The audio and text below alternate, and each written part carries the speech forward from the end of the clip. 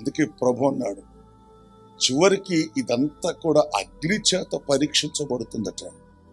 చెప్పండి, దేని చేత పరీక్షించబడుతుందట? అగ్ని చేత పరీక్షిస్తాడట.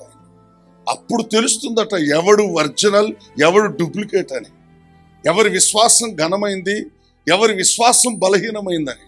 హల్లెలూయా. కాబట్టి ఆయన అంటున్నాడు, అన్యజనులను ప్రియులారా పురికొల్పి వారి మనస్సులలో సహోదరుల మీద పగ పగ పగ.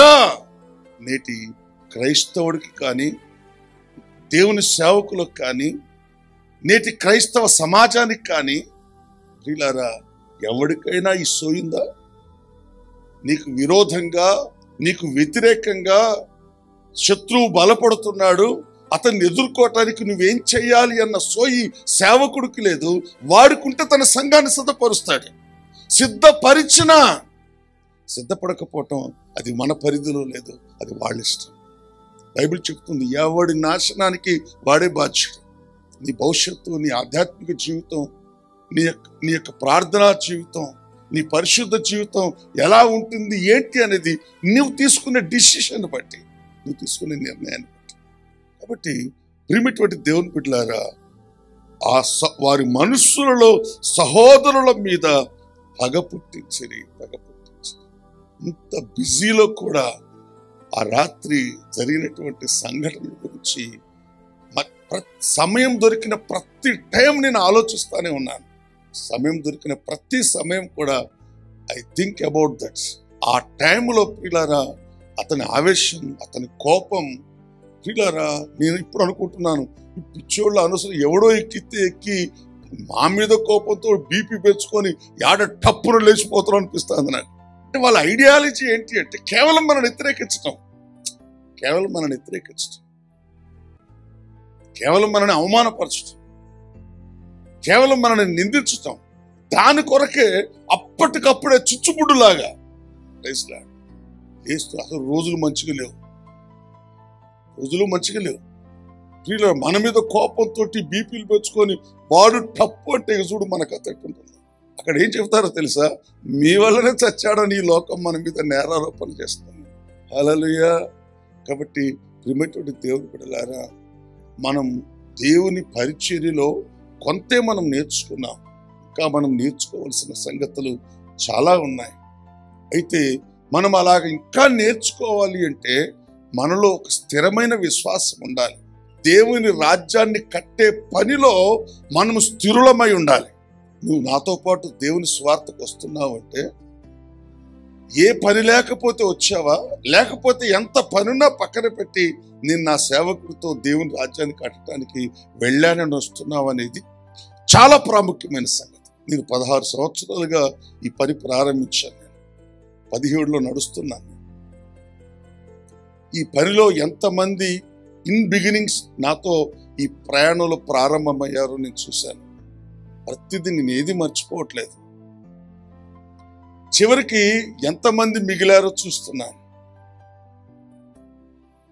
చివరికి ఎవరు ఇప్పుడు వస్తున్నారో కూడా నేను గమనిస్తున్నా. నేను ఆ రోజు చెప్పాను, నువ్వు రాకపోతే నీ ఇంటికి వచ్చి కూర్చొని నువ్వు వస్తేనే నేను పోతానని ఎప్పుడు చెప్పను. నేను ఎవరు విశ్వాసంతో ఉంటే, ఎవరికి దేవుని పని మీద ఆసక్తి ఉంటే నేను సంఘంలో ప్రకటిస్తాను.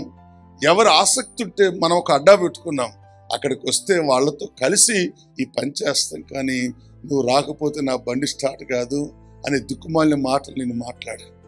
ముందే చెప్పాను, పిచ్చోడు వచ్చినా పట్టుకుని పోతానన్నా, తెలివి లేని వాళ్ళు వచ్చినా పట్టుకుని పోతానన్నా. ఎవరి మీద ఆధారపడి ఈ పరిచర్య నేను చేయట్లేదు. అది దేవుని ఈ సంఘ పరిచర్య కానీ, స్వార్థ పరిచర్య కానీ, అదొక మీటింగ్ కానీ, ఏదైనా సరే నేను దేవుని పని కొరకు సిద్ధపడి ముందుకెళ్తున్నాను. ఎవరు నాతో ఏకీభవిస్తే వాళ్ళతో కలిసి పని చేయగలుగుతాను. అది నా నిర్ణయం. మొదటి నుంచి కూడా అదే చేస్తున్నాను. ఎవరైనా రాకపోయినా ప్రత్యేకంగా నువ్వు ఎందుకు రాలేదు అని ఎప్పుడు ఎవరిని నేను ఇంతవరకు అడగలేదు.